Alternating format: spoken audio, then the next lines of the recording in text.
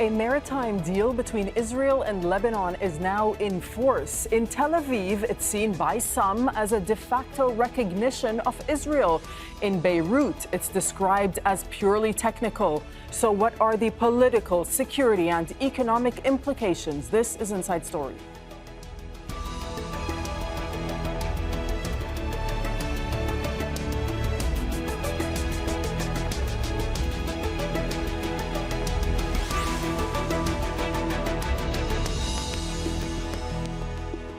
Hello and welcome to the program. I'm Dareen Abughaida. Israel and Lebanon have signed an agreement laying out their maritime border for the first time. The U.S. brokered deal will enable both countries to explore for gas and oil offshore. And with elections only days away, Israel's Prime Minister Yair Lapid has called it a major political achievement. He says the deal amounts to Beirut recognizing Israel. But Lebanon describes it as a technical agreement that could eventually lift the country out of its economic crisis. Zaina Khoury has this report from southern Lebanon. Lines in the sea have been drawn.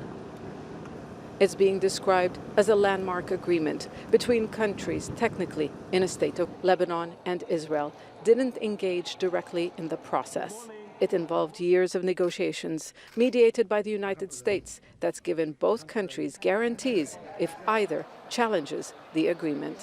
A historic day in the region of securing, showing what's possible under these circumstances to achieve an agreement that creates hope and economic opportunity and stability on both sides of the border. There was no formal ceremony to mark the agreement. Behind closed doors, the delegation signed separate documents, which were then given to the United Nations. The deal is based on what is known as Line 23. Gas from a prospective field called Qana will go to Lebanon. But since a part of it lies outside the demarcation line, Israel will be given a share of any profits. While the Karish gas field will remain within Israel's waters, and extraction has already started. This allows Israel to increase its potential to export gas to Europe, where there is a rising demand triggered by Russia's invasion of Ukraine. Energy production in the Eastern Mediterranean has been growing as Israel, Egypt, Jordan, and Cyprus have worked together. You look for proximity, you look for accessibility, among many other things. And so far, the East Med, geographically positioned as it is proving to be that accessible corridor to Europe so they can start getting gas. Getting gas out of Lebanon will take time. The deal enables international companies to begin exploration, which could help Lebanon with its crippling economic crisis. For Lebanon, this is about the economy. It insists the deal does not signify any form of normalization, nor is it a peace treaty. For Israel, it's about security guarantees, and in the words of the Prime Minister Yair Lapid, a political achievement through which Lebanon de facto recognizes Israel. Hezbollah, which fought wars with Israel, rejected those claims. But since the start of the negotiations, the Iranian-backed group adopted what many call a pragmatic approach. It is the most powerful political and military force in Lebanon, and the state would need its stamp of approval. Hezbollah considers what happened in the Maritime Border Demarcation Agreement a great victory for Lebanon, the people and the resistance. The agreement may be limited to the maritime border, but the U.S. administration sees it differently. President Joe Biden says it will harness vital new energy resources for the world. Zaina Khoury, Al Jazeera, Nakura, southern Lebanon.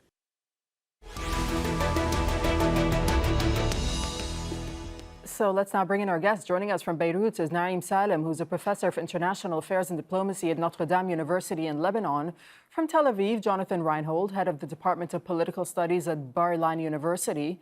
And joining us from Paris, we have Nabeel Khoury, a former U.S. diplomat. Thanks so much for your time with us on Inside Story. Nabeel Khoury in Paris, over to you first.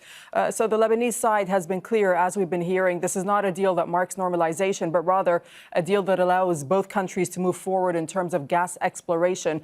But before we get into the political implications of all of this, I'd like to get your take on the deal itself and whether you see any sticking points going forward. I think the deal itself was quite a success. feather in the cap of Mr. Hochstein. Both sides are determined to respect and to implement the agreement. So on that level, there is a fair amount of pragmatism, and the idea that this will last regardless of who is elected in Israel or in Lebanon is because of the legal language in the agreement that binds the governments. I think every side involved, the three sides mainly, expect this agreement to hold.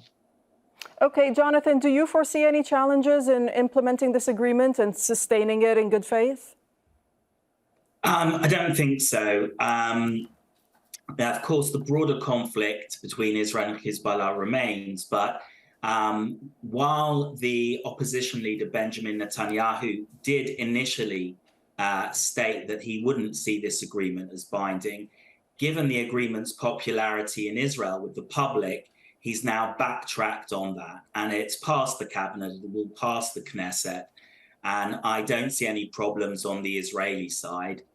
And the fact that it's underwritten by American mediation and promises to both sides only strengthens the likelihood that it will remain intact. All right. Naeem, over in Beirut, I mean, both sides portraying this as a victory. What does the Lebanese side stand to gain, in your opinion? From the perspective of Lebanon, and particularly the Lebanese government, this is a major milestone, a major achievement. In Lebanon, we have been literally prevented from exploring for oil and gas since the 1960s. And now, after many years of hard work diplomatically, this agreement came as a breakthrough.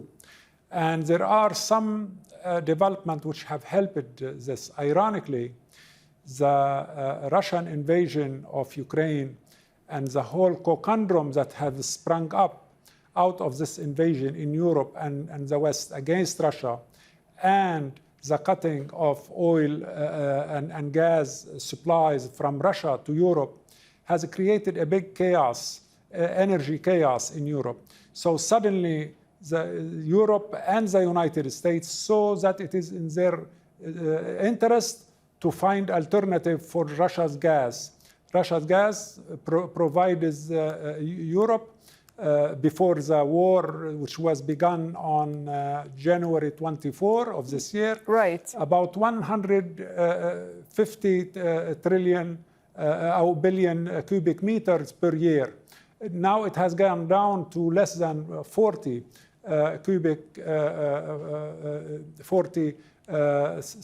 million cubic meter per year.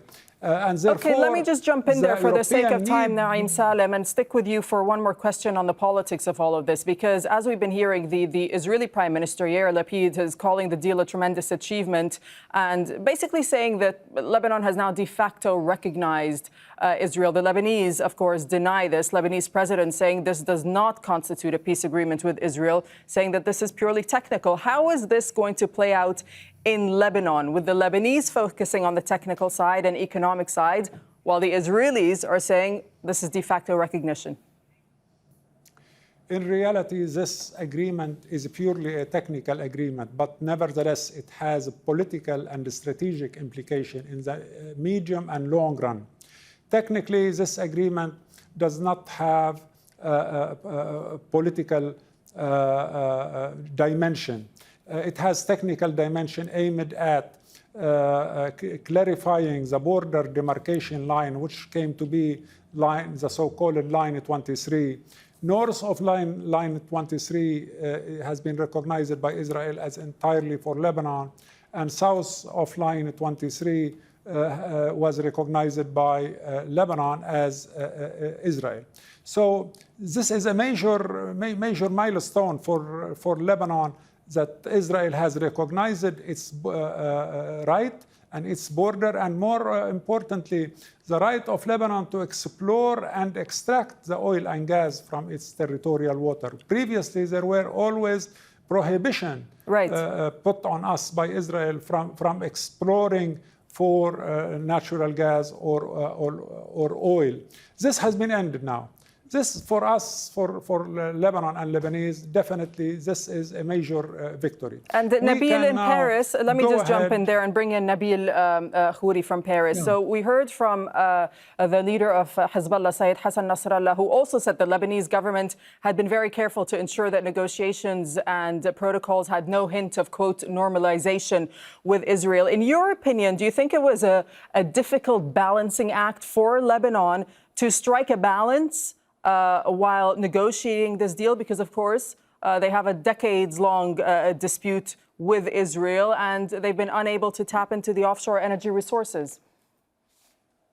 Look, ironically, at a very difficult time politically in Lebanon, all three presidents, which means all major factions in Lebanon, agreed that this is a good deal and did not put any spokes in the wheels of the negotiations as they neared a critical end. It's understandable that Mr. Lapid will use this politically to his advantage with an election coming up. But a cold, sober analysis, plus really the American point of view. I mean, Mr. Hochstein never doubted from the beginning that this is about oil and gas. From the American president's point of view, this is about economics. This is about avoiding a war in the region, which would disrupt oil and gas, not only from Israel, which is going to supply a fair amount of it to Europe, but also potentially endangers gas and oil from Egypt, from Cyprus. Nobody wanted to see all these rockets flying about that part of the Mediterranean. But I don't think there were any illusions in Washington or with Mr. Hochstein that this is anything else other than gas, oil, and economics. Jonathan, I'm going to bring you in just a moment, but first let me just do one follow-up question with you, Nabeel Khoury. You say that for the U.S. president, this is about economics, but here's what Biden actually did say. He said that Lebanon and Israel have not only agreed on a provisional maritime separation line, but also have established a permanent maritime boundary. What do you read into that statement? And do you think that the U.S. is going to try to continue to build on this going forward? Again, politically for Mr. Biden, it serves to put the best political face possible on this. But look, Mr. Hochstein was asked in a talk that he had with the American Lebanese Task Force as the agreement concluded, now that you have done this, why don't you go back and fix the land borders between Israel and Lebanon? And he laughed, he chuckled, he said, thank you very much, but I do have a full-time job to go back to. At this point, the basic problems between Lebanon and Israel are all still there, and they are still dangerous. To draw a line in water is not the same as drawing a line on land. In water, most borders, maritime borders, are negotiated. There's no fast rule about them. And so the fact that the two sides were pragmatic enough to negotiate and conclude an agreement, permanent or not, it does not change anything on the ground. Right. The relationship between Israel and Hezbollah, with Syria, mainly the relationship between Israel and the Palestinians. It's in an uproar in Jerusalem and the West Bank. All that is dangerous stuff, and Lebanon is very much in the thick of it. Okay, Jonathan, in Tel Aviv. So as we've been saying, Israel, of course, is holding upcoming elections on November 1st. And the Prime Minister has made comments saying that it's not every day an enemy country recognizes the state of Israel in a written agreement. Is this really how Israeli officials are seeing this, Jonathan, or are they just making these comments ahead of the upcoming elections and this has been turned into a political issue in Tel Aviv? I think, first of all, we have to recognize that this is a little bit more than a technical agreement without being de facto recognition of the state of Israel or a step towards peace. And the reason we can say it's more than a technical agreement is because Lebanon asked for the line the borderline, the maritime border, to be reflecting the status quo, i.e. it's a purely technical, temporary issue. In fact, what they in the end agreed to was to recognize it as the international maritime border. Not only that, but while for Lebanon, the most important point is that where the gas is, right, which is further out to sea, Lebanon achieved most of its aims. Israel's aims were on that part of the maritime border that is within 5 kilometers of the coastline. And that line runs according to line 1, which was Israel's line. And so for Israel's point of view, the agreement has very great security advantages because it's now tied Israel-Lebanon with the backing of the United States to an internationally recognized maritime border. And that will, of course, have implications in terms of going forward, in terms of any conflict and who's to blame and who crosses what Look, when. I do want to ask you about how you think this actually makes Israel more secure, because those are also the comments that we're hearing out of Tel Aviv. But just back to my question on the politics behind this in Sure. Israel, how much of this is a political issue ahead of these elections coming up? So I think in a secondary sense, it's a political issue in that Mr. Netanyahu, the head of the opposition, one of his great benefits, advantages in elections is that he's seen as very successful in managing Israel's foreign affairs with Washington, with the Abraham Accords, with the United Arab Emirates and Bahrain and Morocco. And here we see that Prime Minister Lapid has achieved an agreement which hasn't been achieved by Mr. Netanyahu for the last 10 years. And he's achieved it on terms that the defense establishment in Israel considered to be very good. So that's to his benefit electorally. However, I doubt it will make much difference because for Israelis going into the election, this gas deal is relatively marginal. Had Mr. Netanyahu opposed this deal, it might have helped Mr. Lapid. But since he has backed away from that opposition, since he is an avid reader of Israeli polls, I think it is a marginal issue.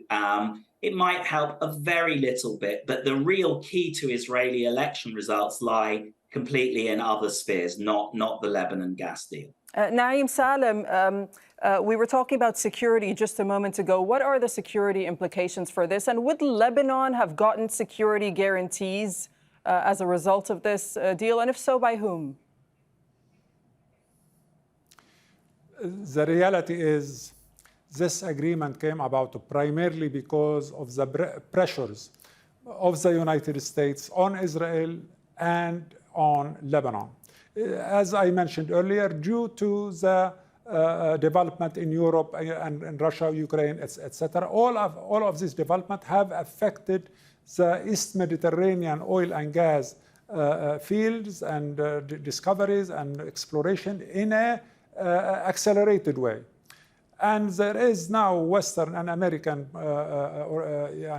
policy to fasten the exploration for gas in the Eastern Mediterranean. This has come to work in our interest in Lebanon. We have benefited from that. And in fact, Israel will be benefiting from that because if this agreement didn't come about, Hezbollah would have continued to threaten Israeli installation in the Mediterranean. And in fact, when Hezbollah sent 3 drones toward the ships which are exploring for oil in the Karish region, Israel really was terrified because this is very dangerous. One missile is to hit that huge ship will cause a big problem for Israel.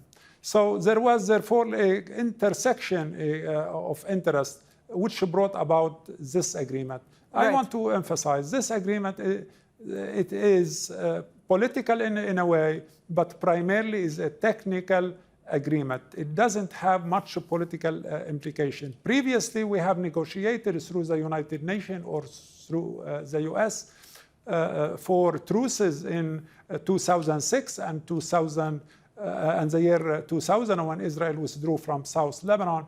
And those agreements didn't have political implication between Lebanon and Israel. And this apply on this oil and gas demarcation. Okay, let me just jump in there and bring in Nabeel, because I see that you do want to comment, Nabeel from Paris, and also tell us what you think about what President Dareen said of Lebanon. He said that this outlining the boundaries would prevent war with Israel. In your opinion, does this make war a less likely possibility?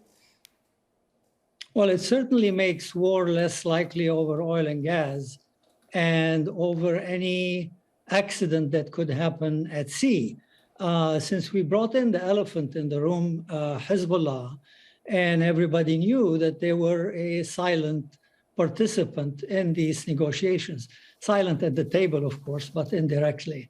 They were not so silent.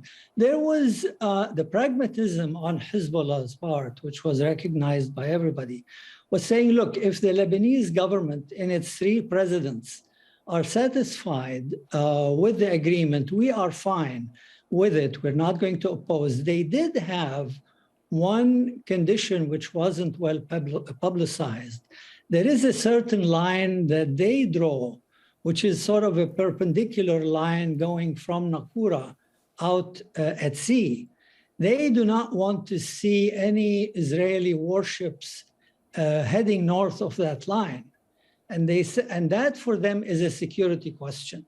As long as Israel doesn't own any waters above that line and send ships, then they are fine. But also from a security point of view, so, okay, we're not going to have war at sea, but who's going to stop the Israeli airplanes from flying over Lebanon? Who's going to stop any skirmishes that happen on land? So the prospect of war in general is still there. Right, but okay. We took away one element of it. Let's bring in Jonathan to comment on that. Jonathan, go ahead from Tel Aviv. Well, I think it's a slightly disingenuous in the sense that any time Lebanon would have wanted a deal, they could have had one over the last 10 years. It was Hezbollah that didn't want one because they didn't want to enter the kind of agreement that they've now entered. And the reason that they're being pragmatic is that their standing in Lebanon is bad. Their position in Syria is bad. The position of the Iranian regime at home is bad. I wonder what you're basing this information on, though, Jonathan. I mean... Well, it's not very difficult to look at, is it? There's demonstrations going on in Tehran. The Lebanese economy and government is in a worse situation than at any time anyone can remember. Those are big issues. So, you know, right, those are big issues that the Lebanese government is having to deal with as a government. Let's not talk about internal domestic Lebanese politics, because we're just coming up to the end of the show. I'd just like your final thoughts on whether you think that from the Israeli perspective, this makes Israel more secure. We have about a minute or so left on the program.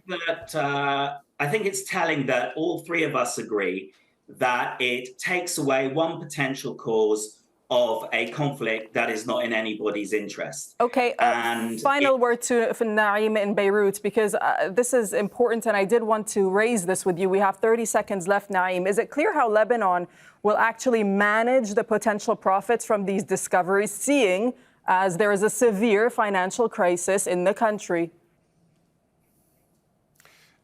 Managing the potential revenues and the profit, this is a very complicated issue in Lebanon, but we hope that they will be managed in a proper way.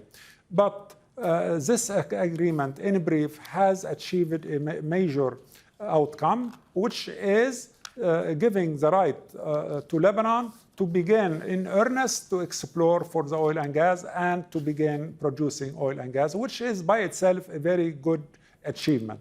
And it will come to materialize in the next 2 to 3 years.